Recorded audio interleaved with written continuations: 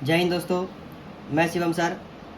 आज आपको बता रहा हूँ कि जो भी बच्चे इस साल 10th में पेपर दे रहे हैं उनके लिए खासकर ये वीडियो है। तो आप लोग इसको ज़्यादा से ज़्यादा वीडियो देखिए और ज़्यादा से इसको शेयर कीजिए, क्योंकि जो बताने वाला हो वो बहुत ही इंपॉर्टेंट है। अब कल मंडे है और कल ही आपका इंग्लिश का पेपर है। अब इंग्लिश का पेपर है लेकिन तैयारी कुछ नहीं किए हैं, अभी भी सोच रहे हैं कि कैसे करना है, क्या करना है। तो खास उन बच्चों के लिए वीडियो है जो अभी तक कुछ नहीं किए हैं, जिनको अभी करना है। तो अभी आपके लिए पूरा दिन पड़ा है, अभी भी आपके पास वक्त है।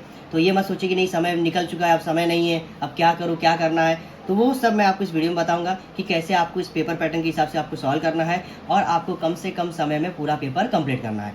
तो सबसे पहले मैं आपको बता रहा हूँ कि इंग्लिश का पेपर है, ये लैंग्वेज पेपर है, इसलिए आपको यहाँ पे 3 घंटा आपको टाइम मिलने वाला है। 3 आवर्स आपको टाइम मिलेगा पेपर लिखने के लिए। अब 3 घंटे को आपको कैसे लेके चलना है, 3 घंटे को कैसे आपको कंप्लीट करना है और कोशिश करना है कि हमको 2.5 घंटे में ही ये पेपर हमारा कंप्लीट हो जाए। लास्ट के जो 30 मिनट बचते हैं वो 30 मिनट में हमें ये पूरा चेक करना है कि जो हमने लिखा है वो प्रॉपर सही है या नहीं।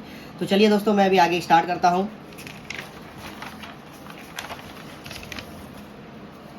फर्स्ट सेक्शन जो हमारा आता है लैंग्वेज स्टडी, यानी सेक्शन 1 है लैंग्वेज स्टडी। अब इसमें 2 क्वेश्चन रहते हैं, क्वेश्चन नंबर फर्स्ट का ए और क्वेश्चन नंबर फर्स्ट का बी। तो कल की वीडियो में मैंने बताया था कि मैं नेक्स्ट वीडियो में आपको ये बताने वाला हूँ, तो आज ये वीडियो खास करके आप लोगों के लिए मैं बना रहा हूँ। तो क्वेश्चन नंबर फर्स्ट के ए में डू एज डायरेक्टेड, ये टोटल आपके 8 मार्क्स के लिए आने वाला है। तो 8 मार्क्स में क्या क्या पूछा जाएगा तो ये मैं बताने वाला हूँ। देखिए, ये बोर्ड का एक पेपर है मेरे पास, प्रीवियस ईयर का है।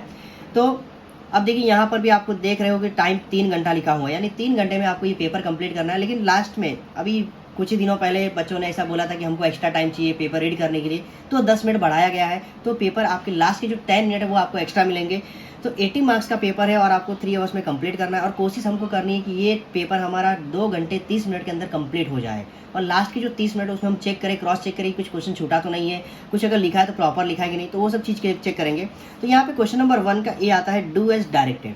अब यहाँ पे ऑप्शन दिया है बहुत सारे और हमको लिखना है एनी 4, सिर्फ 4 हमको सॉल्व करने हैं 8 मार्क्स के लिए, यानी ईच क्वेश्चन 2 मार्क्स, एक क्वेश्चन का 2 मार्क्स है। तो सबसे पहला चीज आता है complete the following words by using correct letter.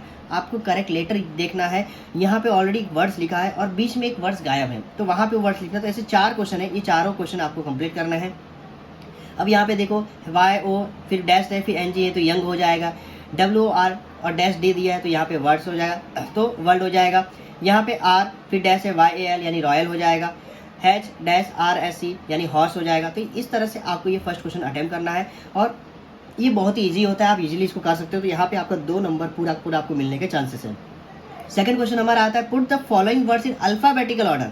अब अल्फाबेटिकल ऑर्डर ये हमने बचपन से पढ़ा है, हमें फर्स्ट सेकंड थर्ड में सिखाया गया था अल्फाबेटिकल ऑर्डर्स। अल्फाबेटिकल ऑर्डर्स का मतलब क्या होता है कि स्टार्टिंग जो हमारा अल्फाबेट वो कहाँ से स्टार्ट होता है, ए से स्टार्ट होता है। तो ए से लेके जो स्टार्ट होता है, अब यहाँ पे सबसे छोटा वर्ड हमारा आ जा रहा है एपिक्स, तो ये हमारा फर्स्ट होगा, यानी ये फर्स्ट नंबर है।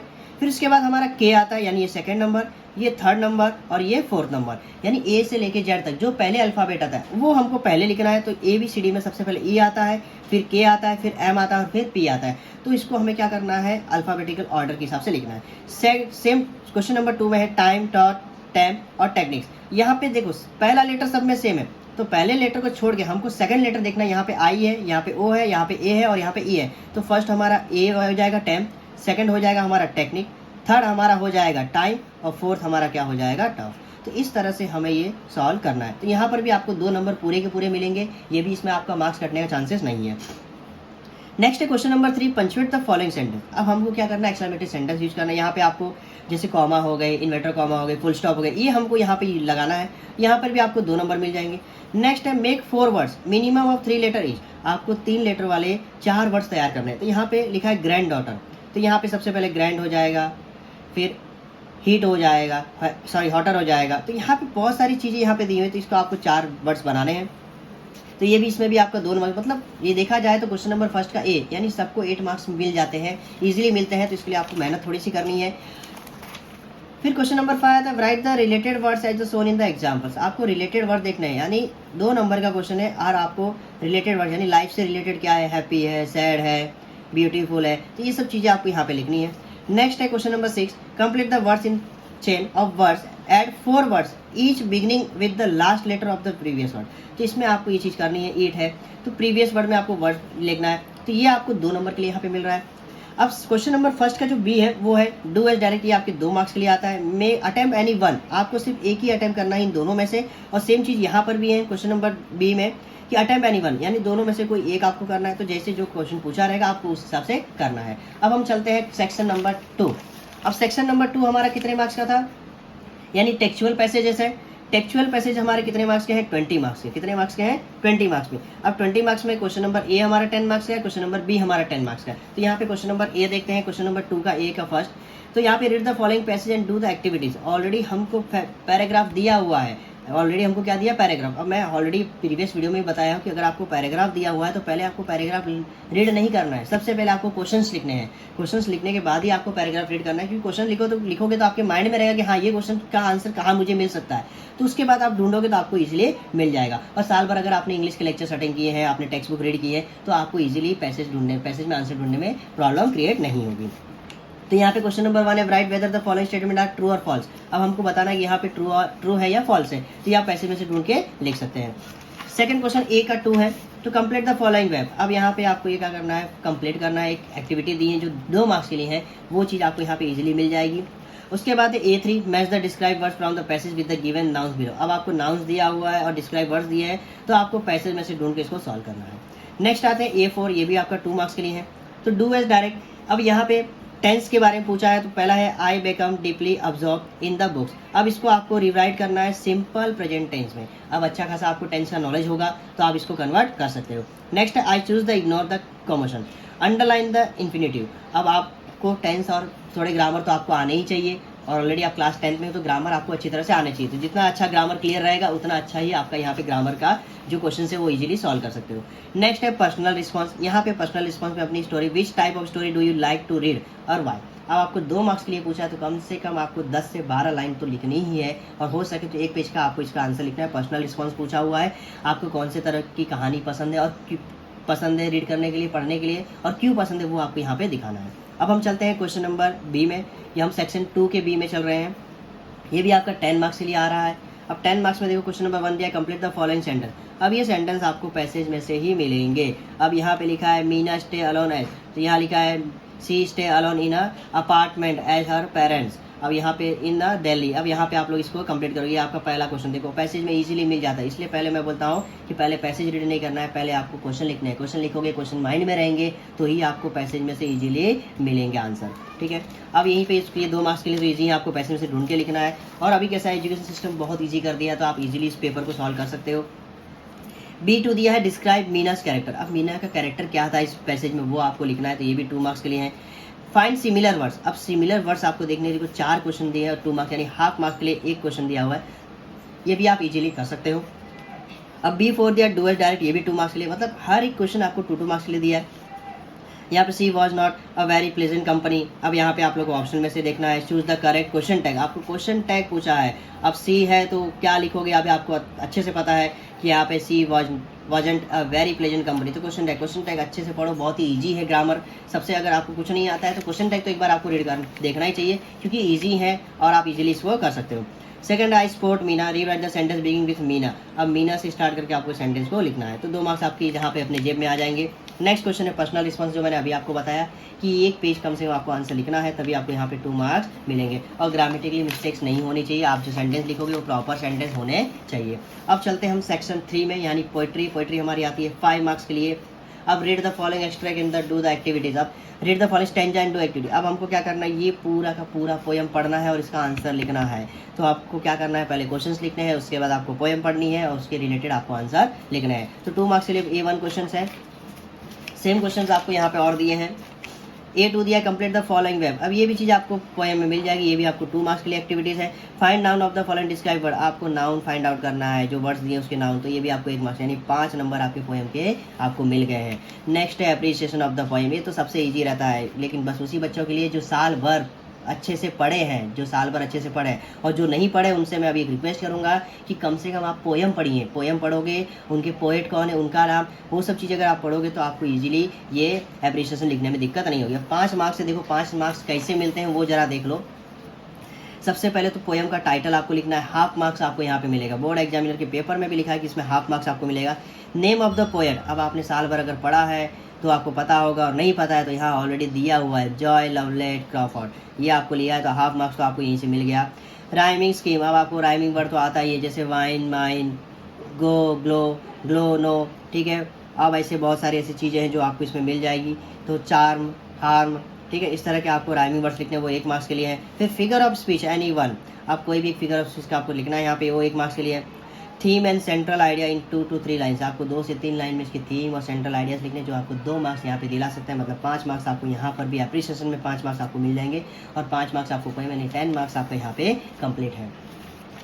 अब चलते हैं हम सेक्शन 4 की तरफ, जो है नॉन टेक्सुअल राइटिंग स्किल, जो आपको दी हुई है। नॉन टेक्सुअल एक्टिविटीज़ हैं जो आपको 15 मार्क्स के लिए टोटल है, और 10 मार्क्स आपका यहाँ पे एक पैसेज है, और 5 मार्क्स और कहीं तो मैं आपको बताऊंगा कि 5 मार्क्स कहाँ है और 10 मार्क्स किधर है। तो यहाँ पे देखिए फिल इन द ब्लैंक्स, अब ये सब चीज़ें आपको पैसेज में मिलेगी, लेकिन आपको पहले क्या करना पड़ेगा, पैसेज को रीड करना है। तो क्वेश्चंस लिखो, उसके बाद पैसेज रीड करो और आंसर लिखना स्टार्ट कर दो। 10 मार्क्स आपको यहाँ पे इजीली हो जाएंगे। 2 मार्क्स के लिए फिल इन द ब्लैंक्स दिया है, फिर 2 मार्क्स की आपको एक्टिविटीज़ दी है, और सबसे अच्छा क्वेश्चन, छोटे बच्चों से क्वेश्चन हमको पूछा जाता है कि 2 मार्क्स के लिए आपको एंड यानी अपोजिट वर्ड्स आपको लिखना है। ये क्रॉस, जिसको ये वर्ड से पता नहीं चलता है क्या करना है ना, तो सीधा देखने का कि यहाँ पे क्रॉस पूछा है, यहाँ क्रॉस मतलब क्या होता है, अपोजिट वर्ड। तो यहाँ पे वर्बल है, एंटरटेनिंग है, सेंटर है, कंफर्टेबल है, इसके आपको अपोजिट वर्ड लिखने हैं। तो ये भी बहुत ईजी है। जैसे अभी ये सब अनकंफर्टेबल, अभी देखो यहाँ पे अनकंफर्टेबल लिखा, तो यहाँ पे सीधा लिखा अनकंफर्टेबल, मतलब आपके पैसेज में ही पूरी की पूरी जान दी गई है पूरे क्वेश्चन से, बस आपको अच्छे से उसको रीड करना है और आंसर लिखना है।